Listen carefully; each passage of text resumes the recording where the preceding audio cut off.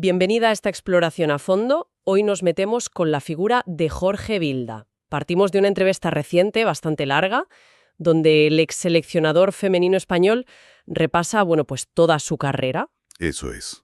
Desde sus inicios, muy marcados por su padre, Ángel Vilda, una figura conocida en el fútbol, hasta ganar el Mundial, claro, pasando por todas esas polémicas que sonaron tanto, y su etapa ahora en Marruecos. Exactamente. La fuente es esa conversación donde Vilda da su visión de momentos clave. Sí, el éxito deportivo histórico para España, cómo vivió él los conflictos esos internos que, todos vimos en los medios, y también cómo ve su presente después de una salida, bastante movida de la Federación Española, de la RFF. Nuestro objetivo hoy es un poco desgranar ese relato, ¿verdad?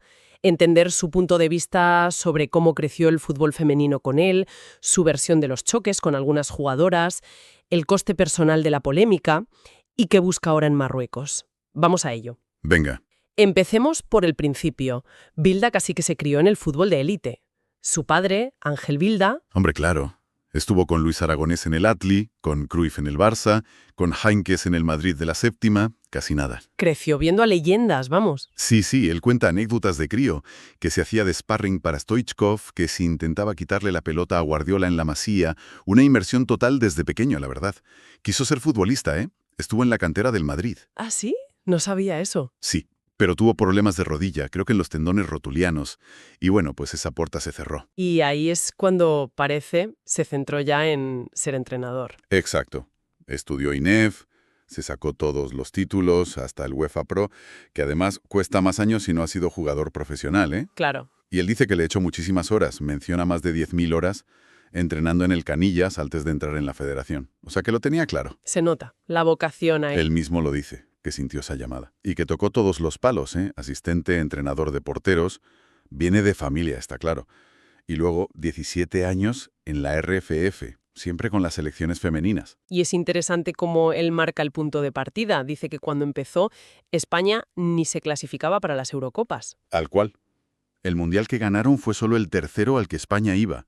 Hay que ponerlo en perspectiva. Pone mucho el foco en el proceso, en la construcción. Sí. Habla de crear una metodología, un estilo de juego que fuera reconocible fuera de España. Y para él, el gran hito, casi irrepetible, dice, es ganar el Mundial Sub-17, el Sub-20 y el Absoluto en la misma temporada. Hombres que es una pasada. Y recalca que todos los equipos jugaban parecido. Reivindica mucho ese trabajo de años. Pero claro, el camino a ese Mundial absoluto, pues no fue precisamente un camino de rosas. Después de la Eurocopa del 22, donde había muchas expectativas... Ahí estalló todo. El famoso caso de las 15. ¿Cómo lo cuenta él en la entrevista? Pues lo sitúa como en dos fases. Primero, dice que justo tras la Eurocopa, las capitanas hablaron con Rubiales, el presidente entonces, pidiendo cambios, que insinuaban su salida. Vale. Y luego vino el famoso email. 15 jugadoras mandaron un correo diciendo que no estaban anímicamente para ser convocadas. De ahí viene lo de las 15. Pero él insiste mucho en que ese email textualmente no pedía que lo echaran. No, eso dice. Que él se enteró por la team manager cuando llegaron los emails. Que las jugadoras no hablaron con él antes. Y defiende cómo lo gestionó la federación. Sí, dice que les ofrecieron hablar, buscar soluciones, que no las sancionaron. Aunque según él, podrían haberlo hecho si las hubieran convocado formalmente y no hubieran ido. Y aquí viene un punto que él remarca mucho, ¿no? El mérito de rehacer el equipo con toda esa presión encima. Totalmente. Cuenta que justo después de las renuncias tenían amistosos muy duros, Suecia y Estados Unidos. Y él cree que la idea detrás de las renuncias era forzar derrotas feas, que llevaran a su cese. Ya. Pero, ¿qué pasó? Que empataron con Suecia y ganaron a Estados Unidos por primera vez en la historia, en Pamplona, con un equipo casi nuevo. Esa victoria debió ser un balón de oxígeno tremendo. Él dice que sí, que eso les dio aire para seguir y encarar la clasificación para el Mundial. Claro, porque todo ese año previo al Mundial fue de mucha tensión mediática. ¿Cómo dice que lo llevó él? Reconoce que fue duro, muy duro. Habla de cosas que dolían, pero mantiene que nunca sintió que hubiera acusaciones directas, claras, sino más bien insinuaciones, cosas que se deslizaban en prensa, en redes. Creando una bola, ¿no? Eso es. Una imagen negativa. Por eso dice que tras ganar el Mundial, prefirió mantener un perfil bajo, no hablar hasta ahora. Y agradece mucho a su círculo cercano, dice. Muchísimo. Padres, tía, hermanos, su mujer, sus hijos. Dice que sin ellos, pues no lo habría aguantado. Hay un tema que se comentó mucho en su día, lo de las puertas de las habitaciones, que supuestamente tenían que dejarlas abiertas por la noche. ¿Qué dice Bilda de eso? A ver, él lo matiza bastante. Dice que era una norma heredada, que ya estaba ahí cuando él llegó y que se dejó de aplicar en 2018, o sea, 5 años antes del Mundial. Ah, vale. ¿Y cómo era exactamente? Pues no eran puertas abiertas de par en par, según él. Eran entornadas con el pestillo echado. La idea, dice, era que al final del día, pues él mismo, o el médico, o la fisio, pudieran pasar a dar las buenas noches. En esa época compartían habitación de 2 en 2. Y lo justifica como parte del control del descanso. Claro, dice que el descanso es básico, junto a la comida y el entrenamiento. Lo ve como parte de la exigencia profesional. Lo curioso es que él afirma, tajantemente, que ninguna jugadora se quejó nunca de eso, directamente. Sí, insisten que había comunicación diaria con las capitanas, que había un sistema de feedback después de cada concentración para evaluar todo. Entonces, ¿su teoría cuál es? ¿Por qué salió eso a la luz? Pues él conecta la aparición pública de esa crítica con el conflicto anterior. Dice que esa queja salió después de que las capitanas intentaran, sin éxito, que Rubiales lo destituyera. Vaya. Es su versión, claro. Es su versión. Él se define como un entrenador muy exigente. Dice que está encima de cada detalle para sacar el máximo rendimiento. Y añade un dato que me parece relevante. Cuenta que recibió mensajes de apoyo de algunas jugadoras campeonas del mundo durante el juicio que hubo después, el de Rubiales y Jenny Hermoso. ¿Ah, sí? Sí, no dice quiénes, pero valora mucho esos gestos privados en un momento que él considera, pues, injusto para él. Bueno, llegamos al Mundial de Australia y Nueva Zelanda. España hace historia, gana. Bilda, lógicamente, pues recuerda momentos clave como los goles de Olga Carmona. Sí, y ahí cuenta una historia personal muy dura, relacionada con Olga. Se enteró de que el padre de ella había fallecido justo después de la final, en el autobús. ¡Qué fuerte! Se lo dijo la jefa de prensa. La madre de Olga había estado con ella después del partido, pero no le dijo nada para no estropear el momento. Bilda dice que estuvo presente en el aeropuerto cuando se lo dijeron a Olga. Un momento terrible. Uf, qué difícil. Dice que por eso se alegró aún más, si cabe, de que fuera ella la que marcó los goles decisivos en la semi y en la final. Pero claro, esa celebración quedó totalmente eclipsada, ¿no? Por la polémica con Rubiales, el gesto en el palco y, sobre todo, el beso a Jenny Hermoso.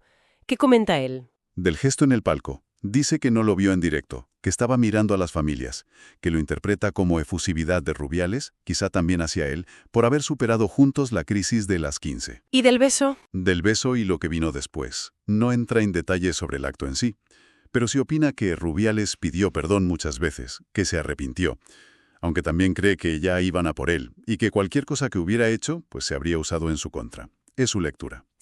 Y poco después de todo ese terremoto, con Rubiales ya suspendido, le toca a él, su destitución. ¿Cómo lo vivió? Pues cuenta que tuvo una reunión con Pedro Rocha, que era el presidente interino, y que la explicación fue, bueno, bastante simple. ¿Qué le dijeron? Que querían buscar una cosa distinta, así, tal cual. Bilda dice que le pareció una explicación banal, insuficiente, vamos. Un golpe duro, imagino. Sí, pero dice que toda esa experiencia, gestionar el conflicto, ganar el mundial, la destitución, ha sido un máster para la vida. También reconoce que ese año previo al mundial se volcó tantísimo en el trabajo que descuidó a su familia, algo de lo que se dio cuenta después. ¿Y qué dice sobre Jenny Hermoso?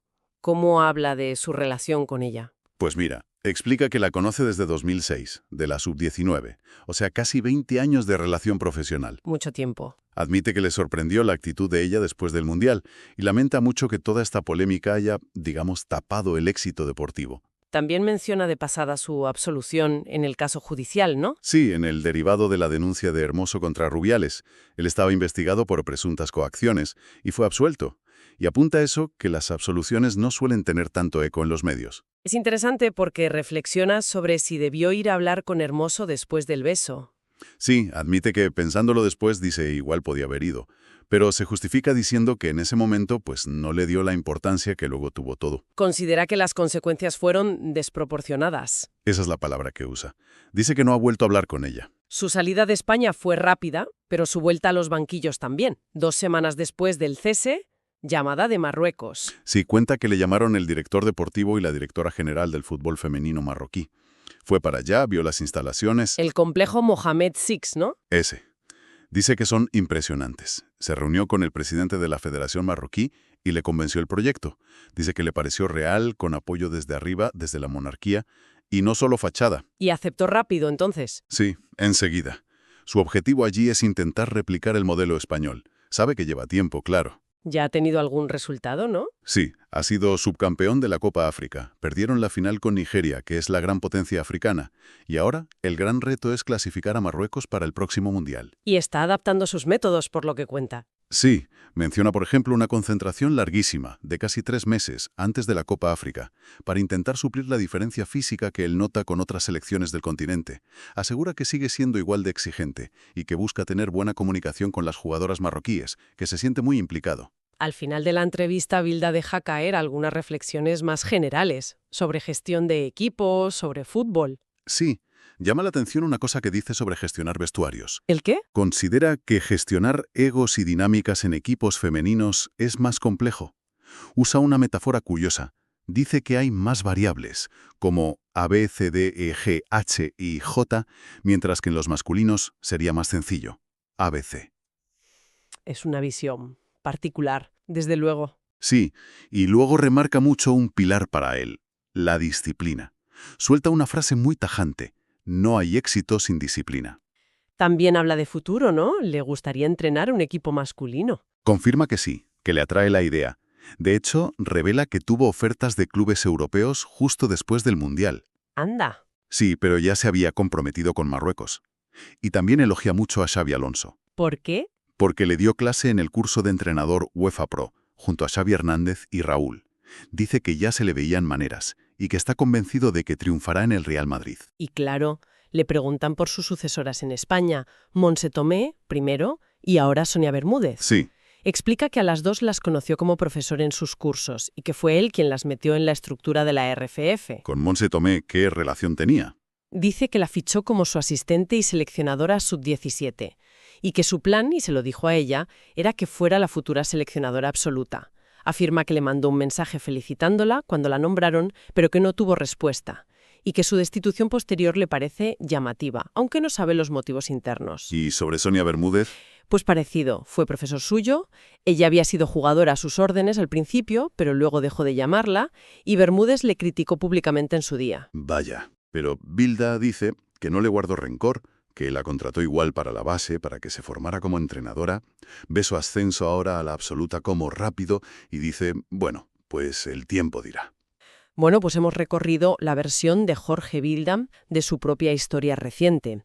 Un viaje desde la cima mundial con España, marcado por conflictos muy públicos, hasta este nuevo capítulo en Marruecos. Sí, queda clara la complejidad, ¿no? Por un lado, un técnico con éxitos deportivos que nadie puede negar en el fútbol femenino español. Por otro, una figura envuelta en polémicas sobre sus métodos, sobre relaciones personales. Su relato, el de esa entrevista que hemos usado como base, ofrece su visión sobre por qué se rompió la comunicación con parte del equipo, una visión que, evidentemente, choca con otras que hemos oído. Y nos deja una pregunta interesante para darle vueltas. Si, como él detalla, existían esos canales de comunicación, ese feedback supuestamente fluido con capitanas y equipo, donde en teoría se podían decir las cosas, ¿qué falló tan estrepitosamente?